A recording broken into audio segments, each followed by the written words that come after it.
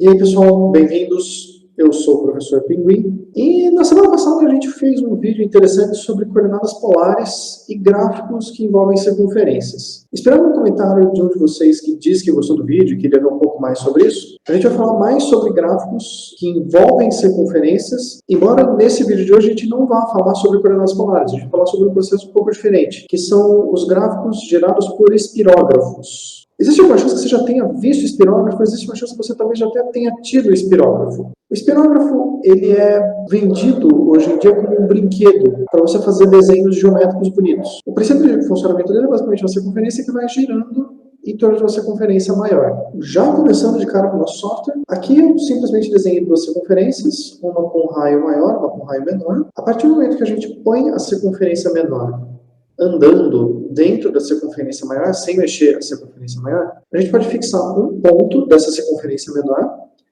e o movimento que esse um ponto vai fazer, ele vai gerar um gráfico. Quando essa bolinha girando, ela está por dentro da circunferência, a gente chama esse gráfico de hipocicloide. Se essa circunferência menor estiver andando por fora da circunferência maior, a gente vai chamar esse gráfico de hipercicloide. Esses são os estilos de gráfico que a gente vai estudar hoje sobre como equacionar eles e analisar alguns desenhos e ver alguns padrões interessantes que ele pode formar. Para falar sobre hipocicloides e hipercicloides, eu vou usar uma técnica que são gráficos parametrizados. A gente ainda não falou sobre isso em nenhum dos nossos vídeos.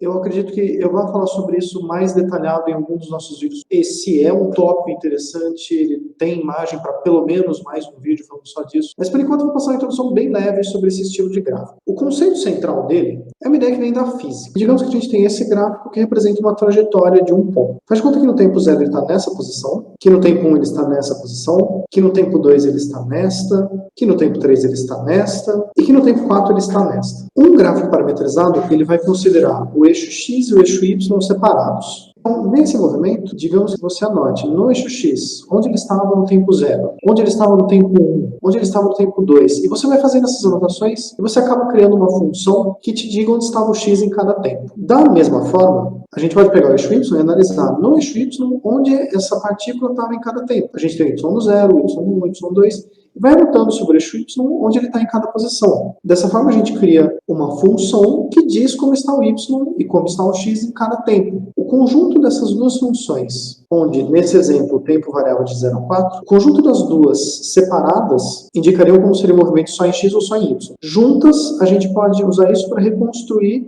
e ter o nosso movimento em 2D. E aí a gente tem o gráfico. Esse formato de escrever o gráfico usando um parâmetro t comum aos dois é o chamado gráfico parametrizado. Como a gente está trabalhando com espirógrafos, que são basicamente circunferências andando junto com circunferências, a única curva que eu vou me estressar em parametrizar nesse vídeo vão ser as próprias circunferências. Porque aí a gente vai combinar essas parametrizações para, usando essas parametrizações, deduzir como vai ser a parametrização dos gráficos gerados por espirógrafos, dos hipocicloides e dos hipercicloides que a gente vai trabalhar.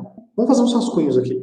Aqui está desenhado bem a mão livre a nossa circunferência com o centro na origem. Se a gente for tentar pegar um ponto desse com coordenadas x, y, para a gente deduzir a parametrização do círculo, a gente precisa saber qual é a parametrização desse ponto x, y. Para fazer isso, vamos considerar que a gente tem aqui o nosso segmento de reta de tamanho r, porque ele é o nosso raio, e o ângulo t. Quando a gente quer uma parametrização, a gente quer analisar só o eixo x ou só o eixo y. Tem aquela formulinha do ensino médio que dizia, quando você tem um vetor, como você pode decompor ele? Assim como tem para aquele vídeo passado, quando a gente contou a história do comprimento da circunferência usando os dois PRs, tem também uma historinha para você lembrar como é a fórmula da decomposição de vetores, que eu fiz também uma animação para contar para vocês como é essa coisa. Pausa no nosso raciocínio e hora da historinha.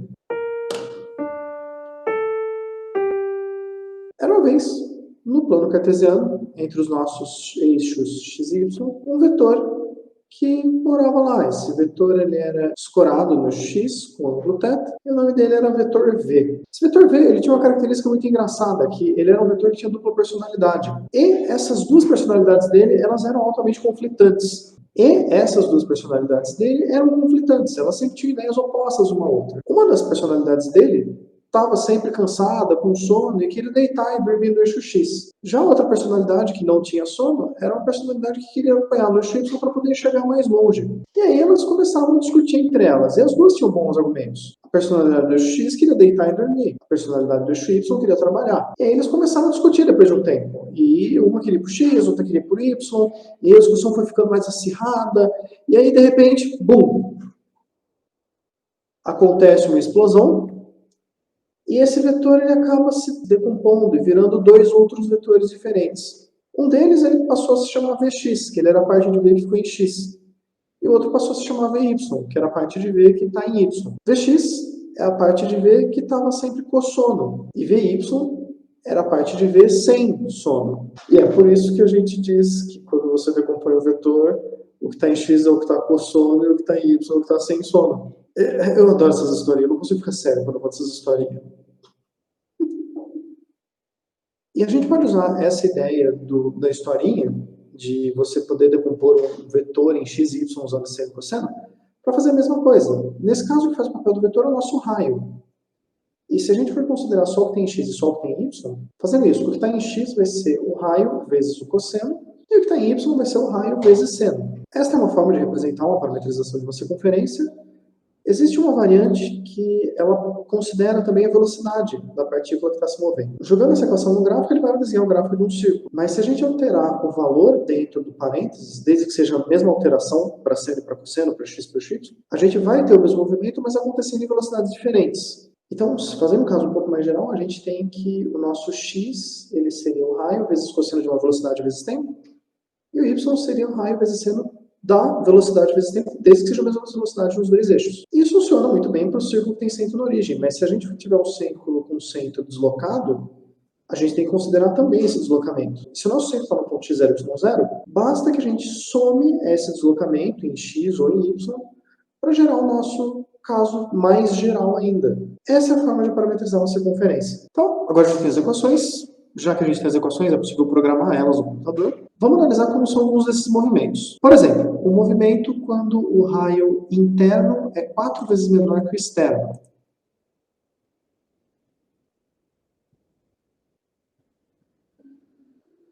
Ele vai gerar uma curva com 4 pontas e vai ficar andando infinitamente em cima disso até que a gente mande parar. Agora, se o raio for 1/3 ao invés de 1/4, nós vamos ter um movimento que é parecido, só que vai ser uma estrela de 3 pontas. Aqui no caso onde o raio interno é 1/10 do raio externo. Ele vai acabar fazendo um movimento com 10 pontas. Toda vez que a gente pegar uma dessas frações do tipo 1 sobre n, ele vai sempre fazer esse movimento regular, bonitinho, com pedaços iguais.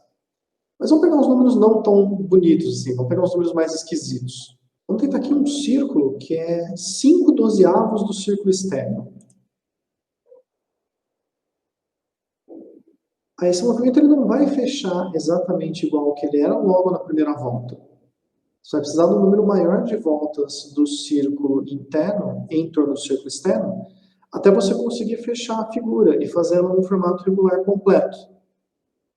No caso de uma curva de 5/12, ele vai precisar das 5 voltas internas inteiras para ele começar a repetir. E ele forma essa estrela bonitinha aqui. Vamos tentar agora uma proporção mais estranha. Vamos tentar 17/24. Primeira coisa, esse primeiro movimento que a gente faz é que ele está no sentido horário, ao invés de estar no anti-horário.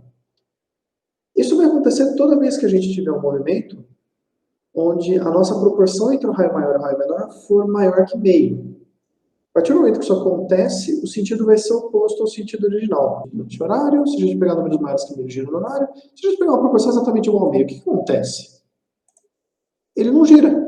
Você vai ter só um segmento de reta que vai ficar indo e voltando indefinidamente. Até que a gente trabalhou com proporções que são números racionais. As proporções eram sempre frações de números inteiros. 1/4, 1/3, 1/2, 5/12, 17/24.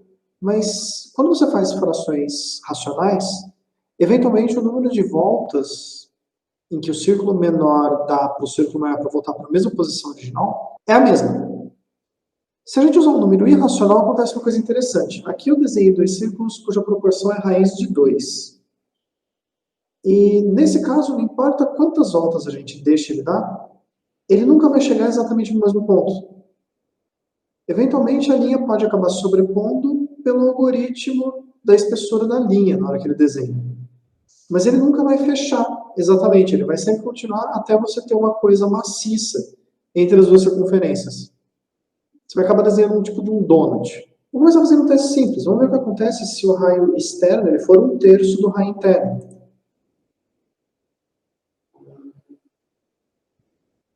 A gente vai ter esse movimento que cria 3 pétalas e ele vai ficar girando em torno dele próprio. Para uma outra proporção bonitinha, se a gente usar um raio que seja 1/10 do raio externo. Ele vai fazer um desenho bonitinho com uma flor de 10 pétalas. E ele repete, vai desenhar sobre a mesma linha. Usando uma proporção um pouco mais incomum, uma proporção de 7/12.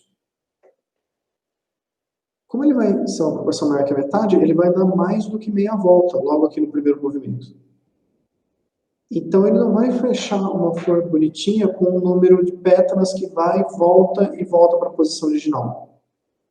Mas esse aqui, como não é uma proporção dada por um número racional, eventualmente ele vai dar um número de voltas e fechar o desenho sobre ele próprio. A partir desse ponto ele vai voltar a percorrer ele próprio.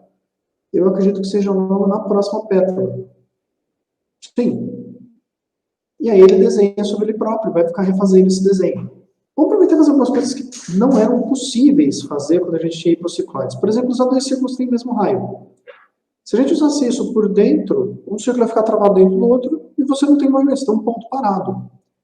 Eu aposto que aqui não. Aqui a gente pode usar um círculo que seja externo. Ele vai desenhar um cardioide, que é uma daquelas figuras que a gente tinha visto no vídeo da semana passada. Outra coisa que é possível com as hipercicloides, mas que não era possível com as hipocicloides, é o fato de que a gente pode usar essa circunferência que vai fazer o movimento com um raio maior do que a circunferência de apoio. Vamos ver o que acontece se a gente tem, por exemplo, um círculo externo que tem um raio 3 vezes maior que o interno. Ele vai fazer o nosso movimento. E aí ele está repetindo. Esse aqui é um cardioide dentro de um cardioide dentro de um cardioide. Aqui vamos fazer um exemplo bem exagerado. Vamos pegar um círculo que o raio externo é 10 vezes maior que o interno. Aqui ele vai girar tão rápido que a cada frame que ele faz, ele já faz quase a volta completa. Mas o que a gente tem vão ser 10 cardioides, um dentro do outro, alternando os lados. Que é uma coisa que era impossível fazer quando a gente tinha os hipocicloides. Isso bem, são figuras diferentes, elas têm formatos diferentes mesmo. Se espera que ela tenha propriedade diferente. Isso aí, pessoal. Espero que vocês tenham gostado desse vídeo de hoje. Pedir desculpas que eu preciso fazer para vocês essa semana. Meu microfone aqui, o pequeno, ele não está funcionando tão bem. Eu estou gravando com som externo. A qualidade é um pouco abaixo daquilo que vocês estão acostumados. Desculpa por isso. Estou tentando, vou ver se eu consigo resolver isso até o próximo vídeo, se não, talvez para o outro. E quem diria, a gente já, o próximo vídeo nosso é o nosso 10º vídeo. A gente vai chegar em 2 dígitos, que é bem impressionante. Obrigado por vocês que estão me acompanhando até aqui. Eu fico muito feliz com cada retorno que vocês dão, cada comentário, cada e-mail. Realmente me deixa feliz, assim. E muito obrigado. De verdade, eu fico muito feliz gravando esses vídeos. Eu fico feliz quando eu penso em algum tema interessante. Eu fico feliz de ver o retorno. De verdade, está valendo muito a pena esse projeto. Obrigado por abraçar essa ideia comigo. Se vocês tiverem alguma ideia, algum comentário, comentários, e-mail, lembrando vocês que eu também dou aula particular, meu e-mail deve estar aparecendo na tela nesse momento enquanto eu falo. E se vocês tiverem alguma ideia especial assim para fazer o 10º vídeo, já que o pessoal gosta muito dessa coisa de número redondo, deixa aí a ideia. Quem sabe, não pode ser uma ideia escolhida para fazer o próximo vídeo. Esse vídeo de hoje veio de uma ideia de um comentário. Espero de verdade que vocês tenham se divertido com esse vídeo. Eu me diverti muito fazendo isso aqui. Se vocês acharam interessante, pega, mostra para o amiguinho, mostra talvez até para um professor, às vezes alguma coisa interessante, talvez ele mesmo possa querer explorar. Muito obrigado, pessoal, eu espero que vocês fiquem bem. Vejo vocês no próximo vídeo, vai ser o 10º vídeo nosso, quem diria que fosse chegar tão longe. E se eu aprendi direito a usar os cards que aparecem no final do vídeo, aqui de um lado deve estar aparecendo o card que tem a historinha do PR, e aqui do outro lado está aparecendo o card da semana passada, das coordenadas polares. São 2 vídeos que eu acho que são interessantes, eles casam bem com esse aqui que a gente fez hoje. E pessoal, fiquem bem e agora até o próximo vídeo. O próximo vídeo é o 10º, hein? Até o 10º vídeo. Valeu, pessoal. Até mais.